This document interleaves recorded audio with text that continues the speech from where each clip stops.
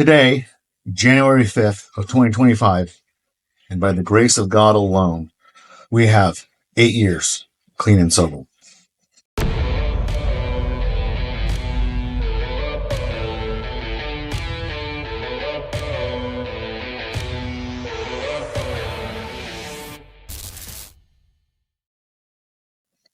Welcome to Storytime with the Dangerous Gentleman. Yes, I am the Dangerous Gentleman. No, I did not give myself that nickname, but I certainly did earn it. As of the day of this recording, it's Sunday, January 5th of 2025, which means that today I have 8 years clean and sober. This episode is going to drop a couple days later, but that's not the point. The point is that today I have 8 years clean and sober, and that it is by the grace of God alone. It's been a journey. The last time we shared an episode like this at story time, we got right up to basically my first Narcotics Anonymous meeting. And that was a long time coming. I had been to similar meetings, and I had even gone to meetings with other people who were trying to get sober and stuff like that. But this was the first time that I walked into one of those meetings of my own volition and solely for me. I didn't know a single soul in that room, and I didn't know a single soul in the entire town. But there I was, because I knew I needed something. And, as I've shared before, it was a place to come in from the cold on my hour-long walk home. And I started to hear people say things, and I started to hear these weird phrases and weird sayings that just kept getting repeated over and over again, and I had no idea what they were talking about. And I ended up having the courage that first time to actually share a little bit. And one of the things they keep saying is, keep coming back. Keep coming back. It works if you work it. Those were two things. And lots of other things as I started to just keep going to meetings. I started to just hear stuff. And I just decided to trust the process. And so every night for several months, probably the first 6 months that I lived in Yakima, I went to meetings. The 6:30 What It's Like meeting at Serenity Hall in Yakima, Washington. And I started to learn what all those weird phrases were. I started to learn what it all meant. So I kept going back. And some of those phrases started to make sense to me. And I started to see the same people over and over again. And I started to develop relationships with people. I started to know them and get to know their story a little bit, because some of the same people shared over and over again. And some people shared some pretty crazy crap, and some people shared some really wise stuff, some stuff that really stuck with me. And I would go and I would appreciate certain people. And I saw people come and I saw people go. And so I saw people on their first night in the program, and I saw people on their first night back in the program. And I saw people who were there for a while, and then they'd be gone, and they'd come back, and then it would be their first day back in the program again. So I saw people relapse, and I saw people stay, and I saw people get clean, and I saw people go back out. That's what they called it. When someone relapsed, they called it going back out, because they were out of the rooms. And you started to see the same cast of characters, many of them related to each other. Moms, dads, husbands, wives, aunts, uncles, cousins, people who had been in prison, people who had been in jail, people who had long-term sobriety, people who had short-term sobriety. But they all just kept coming back. And when they came back, and one of the things they said, don't use during a meeting and don't use between a meeting. Seems simple, right? But if you do that, if you do the math, if you're not using at the meeting and you're not using between the meetings, you're not using at all. That means you're staying clean and sober.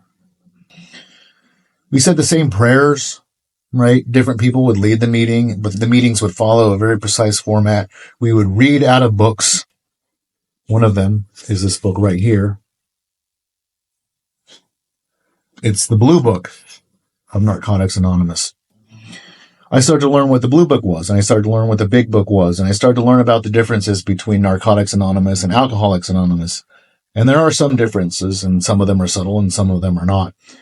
Most of my experiences is with Narcotics Anonymous, and so that's where I get most of my information. That's where I've done most of my work. And I started to learn about the 12 steps because we would read them every single night, and they would pass the book around, and you would read wherever it was that ended up as they passed the book around the room. And I started to ask around a little bit about what those steps meant. I was still calling myself clean. I was still hadn't learned what the full idea of clean and sober was yet. And I was still declaring, remember how I talked about the last time I used hard drugs was what I was using as my clean date. And I was still using that date, which was about 6 months prior to that. I guess one of the days when my recovery really started to go to a next level is there was this guy in there. His name was Ted. He was long-term recovery, long-term Narcotics Anonymous, right? He had been all over the place. He'd been a speaker and stuff like that. Anyway, he was sitting a couple seats down from me, and he started talking about his experience of getting clean and sober. And one of the things he said is that, and it really resonated with me, and you'll see why. He said that he gave up hard drugs and started to go to meetings, and he had his clean date. And then he realized one night sitting in a meeting that even smoking marijuana, which he had been doing the whole time, even smoking marijuana was considered not sober, not clean. So he had to change his clean date. Here I was sitting a couple seats down from him, realizing that I very likely had to do the same thing. In order to be honest, in order to actually continue on in the program, the way the program's meant to be run, I had to do the same thing. And so I got up and I went to the bathroom, and I sat in the bathroom for a few minutes, trying to just come up with any reason why I didn't have to go out there and confess that I had to change my clean date. And I just realized I just couldn't do it. And so I came out and I just admitted, I said, guys, I need to admit something. Based on what Ted said, I have not been clean for 6 months. I can't remember exactly how long it had been, but I realized that I had to change my clean date to that day before I moved to Yakima. It was when I smoked the joint I found in my suitcase. I had to change my clean date to then. I thought I was going to feel a bunch of shame. I thought I was going to feel all guilty and weird about it. And people just looked at me and said, good job, man. That takes some courage. That takes some guts. And that's kind of when my recovery went to the next level. And that night too, like, you hear about sponsors in the program. I didn't have a sponsor yet. I wasn't working 12 steps or anything like that. They say, listen for somebody who has a story like yours and then ask them if they want help. Ask them if they'll be your sponsor. Wait till somebody says something that resonates with you and ask them. And so that night, I decided it was time for me to get a sponsor.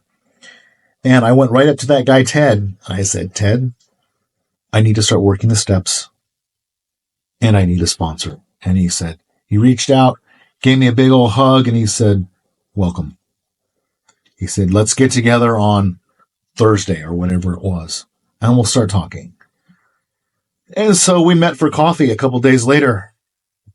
Ted became my sponsor, and he started to share with me his story, and I started to share with him mine, and we had a lot of similarities. And he got me through the next couple months of my recovery, and we started to work through the 12 steps. And if you've ever seen, I wish I could find it. I couldn't find it. I looked for it today. There's the Blue Book, and then there's what they call the Green and Gold. And the Green and Gold is the practical outworking of the 12 steps. There's questions and reading to do as you go along. It basically walks you through the 12 steps. So I got my copy of Green and Gold, and he said start working through the steps. Before we get too far down that road, I actually want to read a few of the steps to you. I know them, like generally speaking, but I want to read the exact wording out of the Blue Book. We're going to read at least the first few. So here's how it starts. The chapter is called How It Works. If you want what we have to offer and are willing to make the effort to get it, then you are ready to take certain steps. These are the principles that make our recovery possible. Number 1, we admitted that we were powerless over our addiction, that our lives had become unmanageable. That was pretty simple for me. I've explained the chaos of what my life looked like, so that one was pretty easy for me.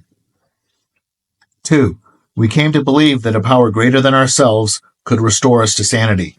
Again, I have a strong belief in God, and it's gotten stronger since then, but this one was also like, yeah, God's going to be the one that helps me. We made a decision to turn our will and our lives over to the care of God as we understood him.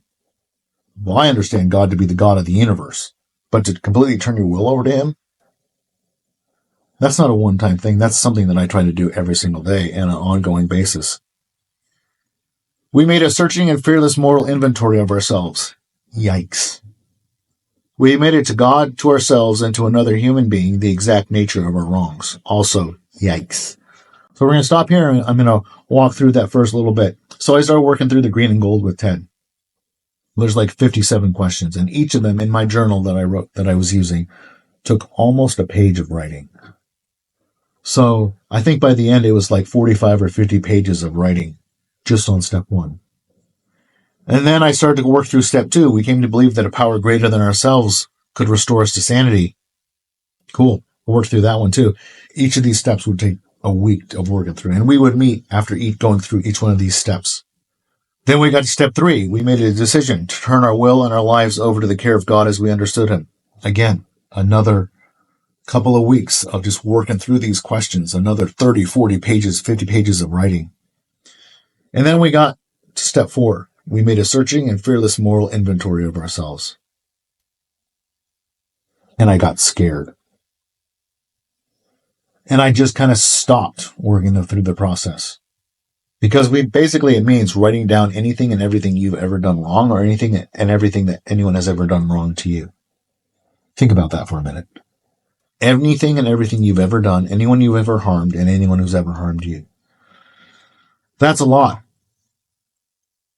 And to write it down and then share it with somebody. And I got scared. I got paralyzed, and I basically stopped working the process. And we started to see things a little differently anyway. And eventually, my fault. I dropped that ball. So a couple months later, I found another guy that I really liked in the group. And we worked through the first 3 steps. And we got to step 4, and I got scared again. And I just stopped. I just stopped working through the process. Lost track of him. Again, my fault, all on me. So now twice, been through steps 1, 2, and 3, written down all those questions, 30, 40 pages, 50 pages of writing. And get to step 4, can't do it. It seemed too much. There was too much to work through, too much water under the bridge, as they say. So fast forward another year or two. Well, let's see. I can't think of the exact date. But fast forward another couple of years. I was going to a church where the pastor was in recovery. They called him the NA pastor because he goes to meetings all the time. At the time, he had like 20-something years in recovery. I met him through another guy that I met in the rooms. My friend Michael. I've talked with him about him a little bit before. So my friend Michael introduced me to Pastor Greg, who was the pastor of the church and also in recovery. And after a while, he's like, "Hey, Andrew, how are your steps coming?" I'm like, "Oh, shit." And I explained it to him. And he's like, "All right, well, here's what we're going to do. You're going to work through those steps. We're not going to work through the first 3 steps. I'm confident you have those, but we're going to start on step 4. Only I'm going to show you how to do it." And he took me through a much simpler process of working through those steps. And I started to write things down, just boom, boom, boom, boom, boom, boom, boom. It took me after about a week. He's like, "Hey, how are those coming?" I was like, "Well," and he said, "Andrew, I'm giving you another week, and then we're going to meet to discuss them." I was like, "Oh shit, this is getting serious."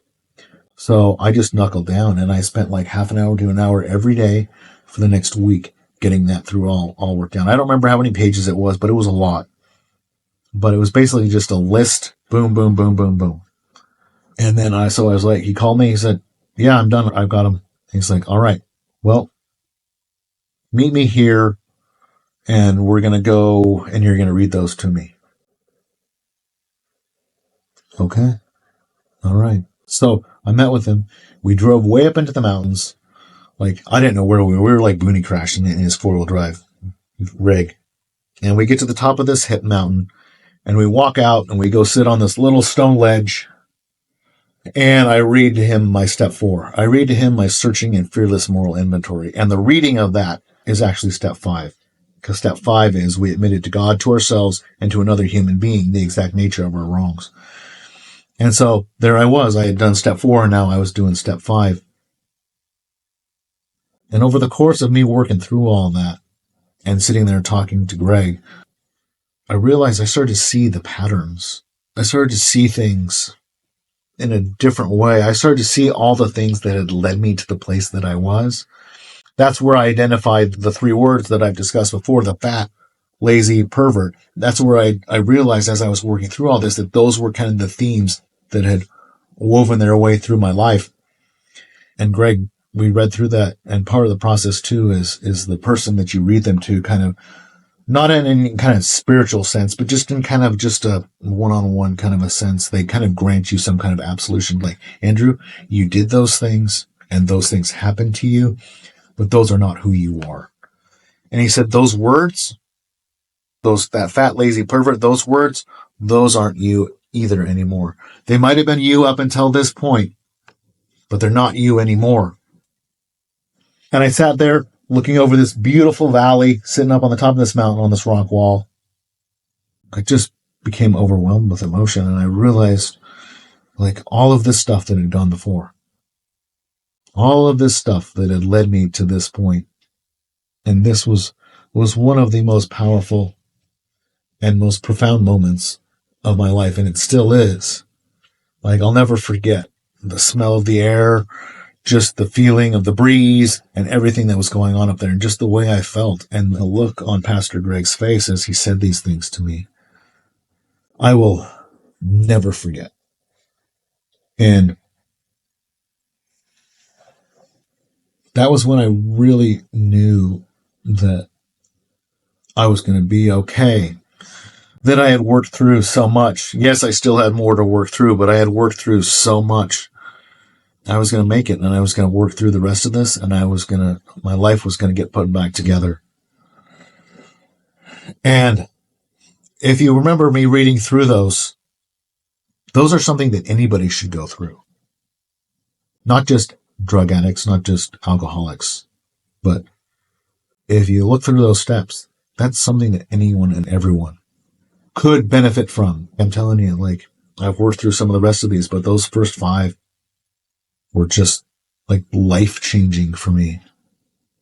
And so that was the next phase of my recovery, is that I had gone from, like I said, I ended the first episode about this where I was in my first meeting. And now I've really gotten to the place where I feel like I'm in recovery. And there's so much more to it. There's so much more to unpack. And so we'll probably do a part 3 at some point. But this is where I felt like I had everything under control. Well, I knew it wasn't the end of the journey, but I knew that this was the end of that phase of my journey. It's been a few years since then, and I've maintained being clean and sober. I still am clean and sober, and here we are today. Sola, Gratia. That's grace alone in Latin. And so by God's grace alone today, I have 8 years clean and sober. So thank you for listening. I hope this is meaningful in some way. And again, if you want to reach out, if you want to talk recovery, if you want to talk through any of this stuff, reach out to me on my social media down in the description, and we'll talk to you later. So if you like this content, please give it a rating, a review, and share it with your friends. Also, if you'd like to learn a little bit more about me and what I'm all about and what I can maybe do for you, check out my website at thedangerousgentleman.org. That's thedangerousgentleman.org. Thank you for listening.